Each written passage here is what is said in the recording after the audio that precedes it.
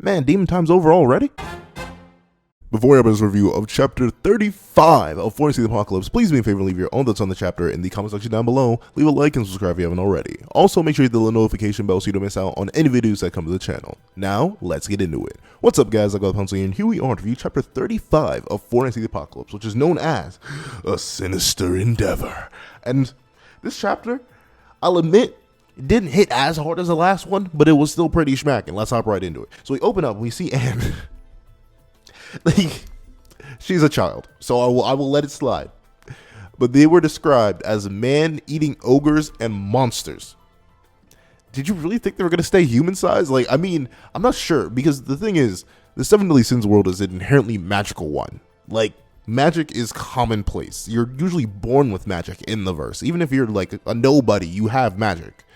So, I feel like these concepts of demons and ogres and stuff like that, like, they shouldn't be so foreign to people. So seeing Anne just have this Jurassic reaction to seeing demons for the first time. But I guess that makes sense.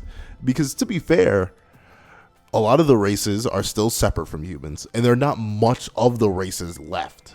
Like, if we think about it, due to how the humans pretty much dominate Britannia now, the demons were literally sealed away for 3,000 years. And then most of them left back to the demon world by the end of the Holy War. The Giant Clan has notoriously just been AWOL. Like, I'm not gonna lie, like, I know what the Giant Clan did, like, over 16 years ago, like, I think, like, 32 years ago at this point by the time in the narrative. They worked with the humans a lot, but outside of the one big dude that Matrona fought, and Matrona's clan, I don't remember the Giants really doing much, or moving around much, or interacting much, so it's not shocking that we don't see much of them.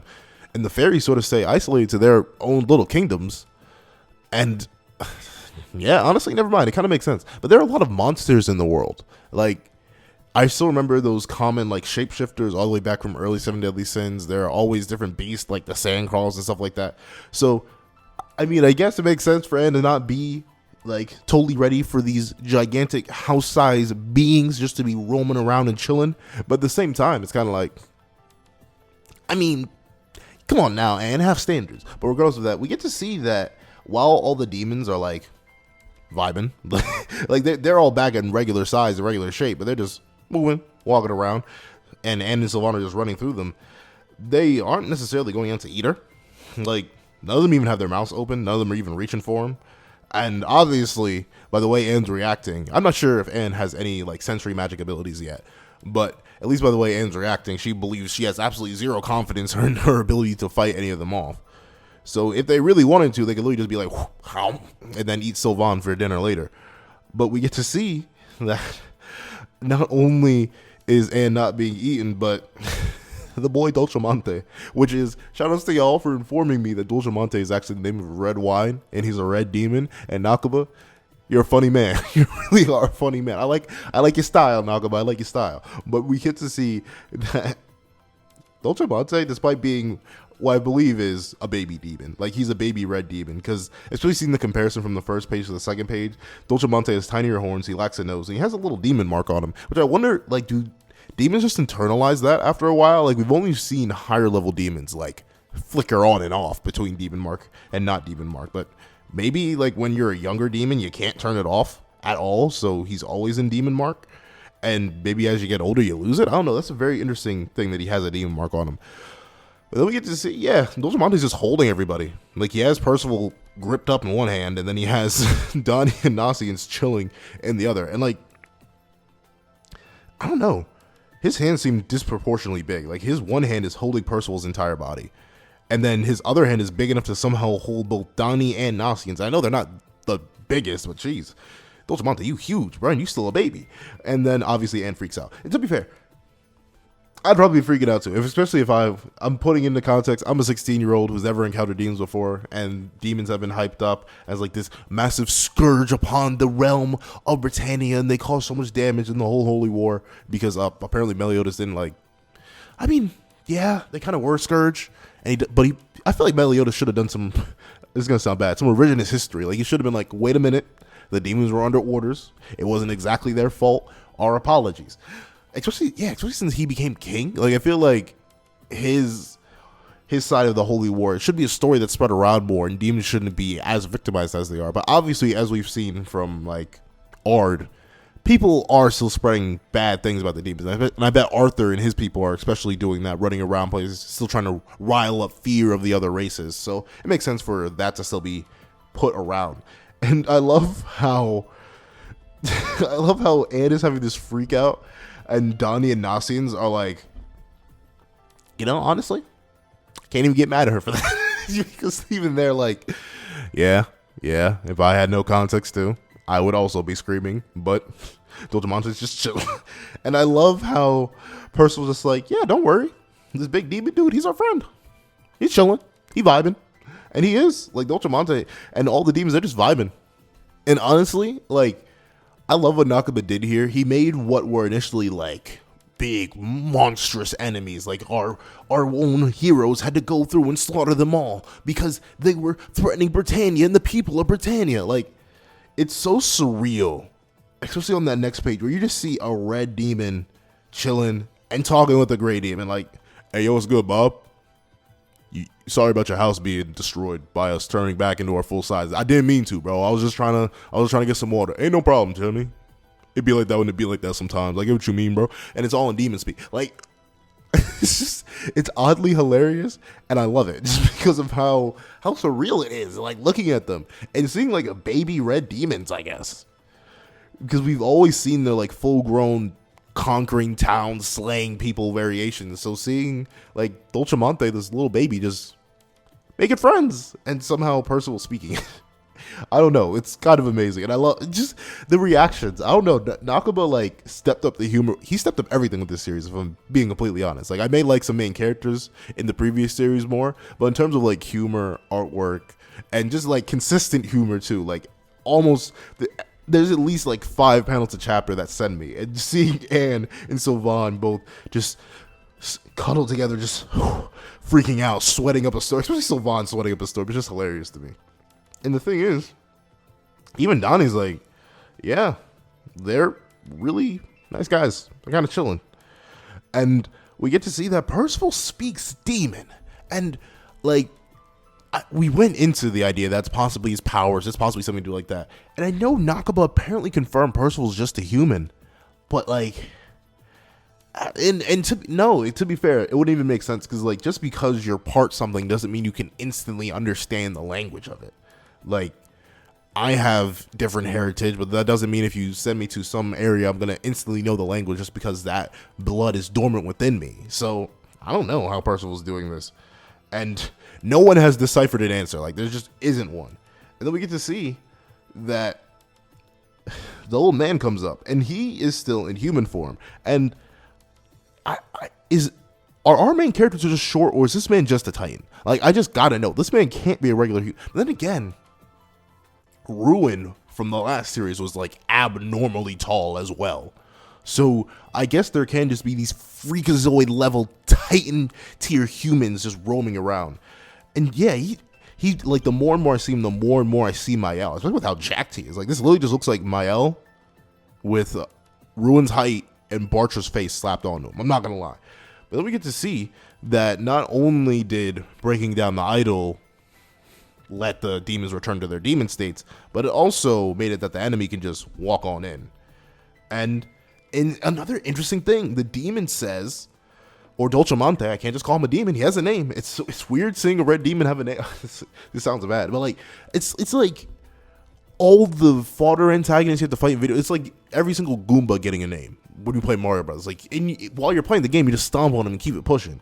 But they have families, they have backstories, they have entire individual narratives and motives in life, but we just trample over them. So Dolcemonte explains this is the Elder. And it's amazing how Dolcemonte, despite like being a baby, still towers over this gigantic human. But he's the Elder. And with the context we get in this chapter, it really makes me consistently wonder, like, who are you? How strong are you? And just questions, just endless questions. But I feel like we aren't going to get that even next chapter. I feel like we may get that like 3 chapters down the line or something like that. But we get to see that the confusion that Nasians refers to when he's talking about them, like coming in and breaking the idol, is that, whoa, sorry about this. We really aren't your enemy. We were just misled. And like, The elder goes, no. You're chilling. Like, we can see. Oh, no, at least I can see. You're chilling with Dolcemonte. Dolcemonte's a cool dude. Obviously, you're not the enemy. The enemy is the humans who despise our villagers. And see, the usage of the word "our." I mean, he doesn't say my villagers. He doesn't say the villagers. He says our villagers. Is there another human here? Is there another human that's doing things as well? Or is he just referring to our villagers as in, like, since they're humans with him now, our villagers, them still being demons makes them a separate species, and thus he's referring to... You don't want to be, like, over-analyzing and wordsmithing everything, because I feel like Nakaba is definitely the kind of person who will slip some certain things into sentences, and that'll allude at something, and then he'll reveal something later, and he'll be like, oh, if you go back to chapter 2, line 33, you'll see where I foreshadowed this. So the usage of R catches me off guard there. And like, Ard has been so far the most theatrical out of all the knights, and I love how my man, he comes out with the alliteration. Stop right there, you monster mastermind! Like, feels like a Saturday morning cartoon villain. Like, there's no way. And we get to see that the elder figures out, oh, so you tricked the children into destroying the idol, huh? You fool! And his name isn't Ard, it's Ardbeg, holy knight in King Arthur's service, and he's long waited for this moment. And the thing is, like, I didn't necessarily go into it, but Ard's kind of drippy. Like, Ardbeg, like the weird cape, like the sleeveless coat cape thing with the, like, the only thing that ruins it is kind of the staff, because I think the armor's cool. It reminds me a lot of, honestly, it reminds me a lot of Escanor's armor. Is it Escanor or is it Galland? Like, I feel like it's Escanor's, like, beef, like the muscle of Escanor with the Galland type of armor, and then, like, the whole dress, like, elegant. He almost feels like a priest or some sort of, like, religious figure that is, like, passing judgment, especially with the way he hides his face and he has the cross on his forehead. I feel like that's all very purposeful by Nakaba. It's a really cool design. I didn't really go into that at the end of the last chapter, but it is a really amazing design. And we get to see that he says prepare to die, and he's talking about the Demon Clan. And obviously, once everyone hears the Demon Clan, the guys who plunged Britannia into terror during the Holy War. Percival, did you know that? And once again, Percival has no context for the Demon War or the Holy War. And to be fair, none of you do either. You just have stories. None of you were born by the time the Holy War was a thing. You're all 16. So I don't think y'all were even around to witness that Holy War level event.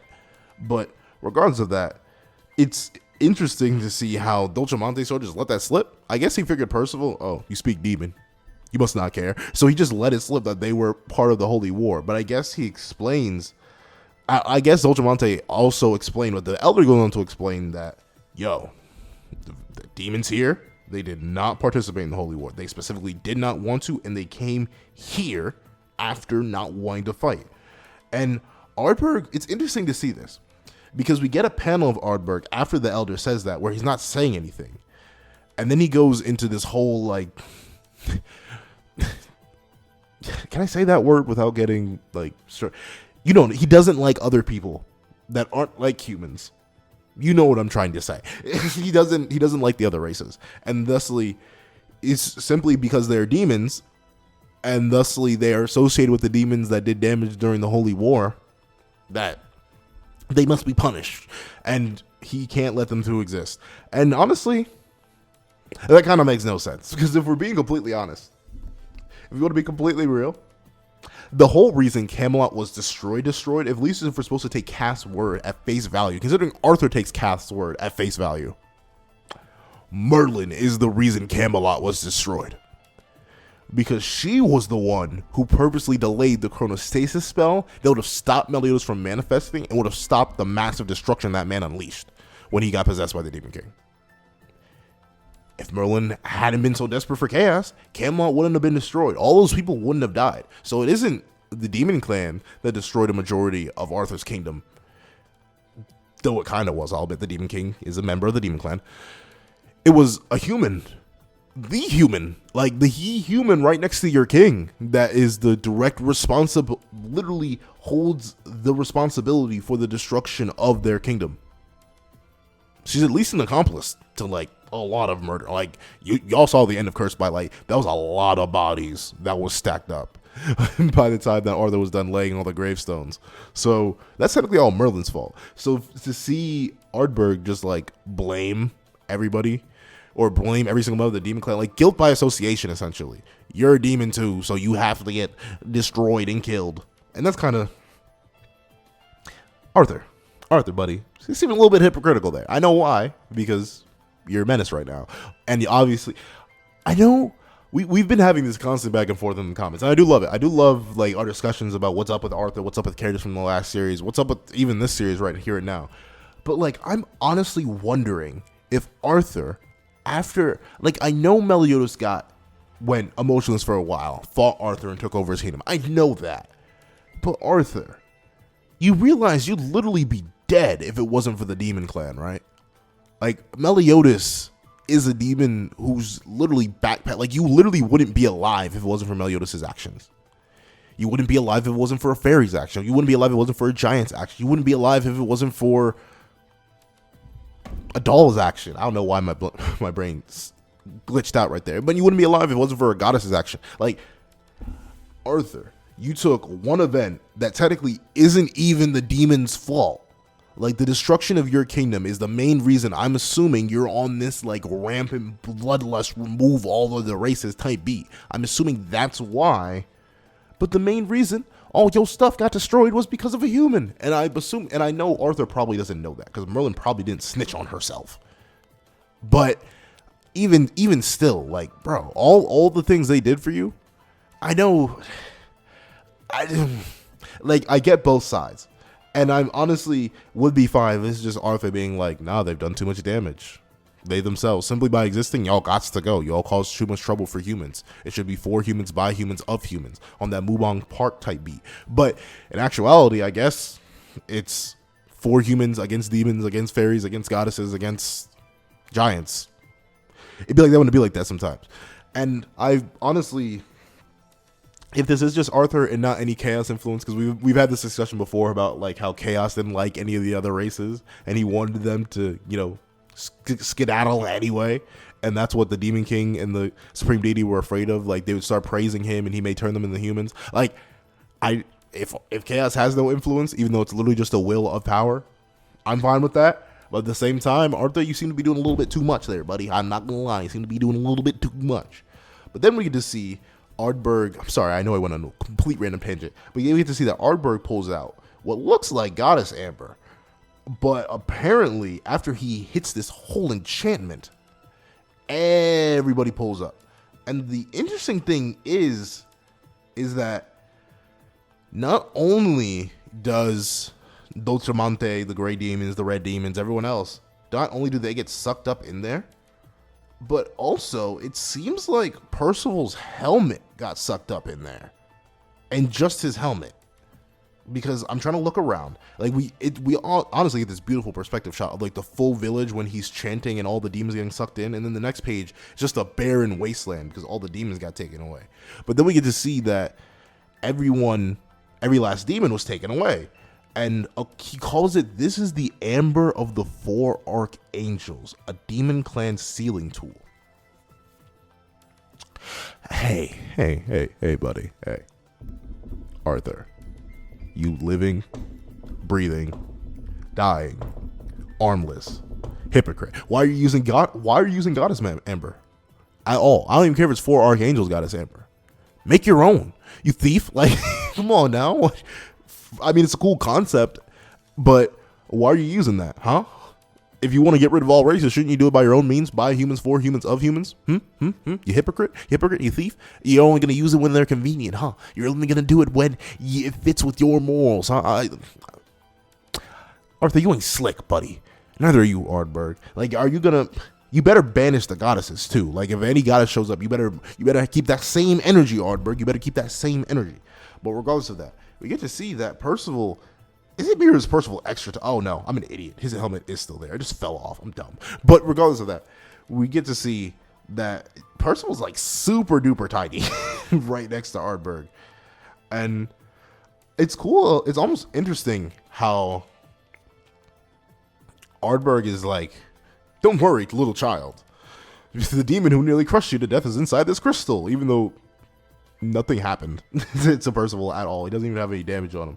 We get to see that with the helmet off, the helmet snapped off, Ardberg notices a boy with light green hair, like the wings of a bird, and they're strapped to your back. The dragon relief, the one that Ironside said was taken from. You must be the one of the four Knights of the Apocalypse. And this brings up a question that I was sort of wondering. Ironside. No, Ironside's out looking for Guinevere. Right. Let that slide. Arthur, I know you have more might than us. More might and more knights. Why do you not have a whole squad? Like, if Ironside wasn't enough, and apparently you can't leave and do it yourself, you got to sit back on your throne like Thanos up until the point of Infinity War. If you aren't going to sit back, or if you aren't going to get up and do it yourself, why don't you have a whole squad hunting down Percival? You know exactly, or at least you should have a good idea of where they're going. They're heading to Leonis. You can follow their previous path of incidents and then get it to there. Like, just send some strong knights, have them jump Percival, let them take the dragon relief, and then GG. Like, once Melioz is sealed away, you can kind of chill out. I'm not gonna lie, because you're literally, and honestly, even Melioz, Melioz could have been training for the past 16 years. And while we know he wasn't confident in catching up to the Demon King after like 3 days training, 16 years is a very long time. So it's very likely that at this point, Melioz has really been keeping up his training, especially with like characters who are relative to him, like, Bond, King, maybe an Aunt Diane and stuff like that. He could definitely have reached like his old true magic state in terms of just raw power. He just may not have the abilities that come with that state. So I feel like Melioz is the biggest threat right now. So to see that like Arthur is just letting this dragon relief slide, even though it's the last piece of a coffin that he already majorly has, Arthur, that's kind of stupid, not gonna lie. But then we get to see that a demon, like Ardberg is just a cold, hard race hater, bro. Like he's like, a demon is your friend. A demon is good people, and he like. Ardberg, you must have some trauma, bro, because he went from, oh, don't worry, child, I just saved your life, to, oh, you're one of the four Knights of the Apocalypse, to, here, let me just bisect you. Like, if Percival didn't have those beyond light speed, I'm kidding, do not, power scales, do not come after me, don't do it, close your mouse, close your eyes, delete the comment, I didn't even say it, but when Ardberg comes out with that swing with his staff to just, I guess, knock Percival out, grab him and keep it pushing, Percival manages to go from the sword being completely sheathed on his back to one casual interaction to instantly block. And he manages to do it just fine. Like, he holds off against Ardberg, even though, admittedly, despite Ardberg using a blunt weapon, Ardberg is using two hands, so it's not as impressive. But Ardberg, it does have, like, at least with base Percival right here, he does have the distinct strength advantage. But once again, Ardberg does seem to be pushing himself a little with all the veins pulsing in his eyes, and he seemed to be swinging with the intent to, like, really harm Percival. Meanwhile, Percival's pretty much in base. He has none of his magic constructs out. So I feel like this is going to be a comparable fight. Ardberg doesn't seem to be like an O-path, super strong. He needs to be nerfed in order for our main cast to keep up with him like Ironside. Or, I miss my man, bro. Pelgard, come back, bro. Come back. But regardless of that, we get to see that it seems like Ardberg does have some sort of grudge, because he literally says, for the ideal world, Arthur, my lord, foresees, and for those who fail to survive, I'm going to see to your death. And I bet he has family that died in the Holy War, and that's why he's so adamant about hating demons, even though these are literally like, these are civilians at this point. Like, the red and gray demons here in this town, as long as that weird woman-looking thing that they were chopping up for Percival and Dottie earlier isn't actually people. Like, they've done nothing wrong at all, but just because they're demons, they're guilty by association. So I'm assuming something personal happened to this man, because this man seems way too overinvested in slaughtering some demons. I'm not gonna lie. But then we get to see that Anne tries to appeal to Ardz or Ardberg's humanity. Like, whoa, wait, that child's a valued companion to us. Chill out. And it's interesting how Ard almost has this, like, despite knowing them for very little, I guess because they really did help him out, they managed to do what he could never do, which was go into that village, destroy the relief, and allow him to get all the demons. he legit just tells him to go. Like, this is none of your business. Disappear. I will leave you be. Even though they directly revealed themselves as accomplices to one of the four entities of the apocalypse. I feel like in the general scheme, they should be guilty by association too. But we get to see that Anne refuses to run away, be quiet, and leave. And Nosians is like, you have your own thoughts and we have ours. We can't let you do this to Percival. And then they reveal that Percival is their hero and he will save them all. And he kind of, like, Percival manages to get back up. I see the light constructs, like the magic constructs, they're popping out. And he's ready to save Dolcemonte. He wants to bring every demon back. But Ard manages to bat him off. And then he calls upon Kelly. Wait, huh? Let me see. Come on, Kelly. That is Cernunnos. Cernunnos.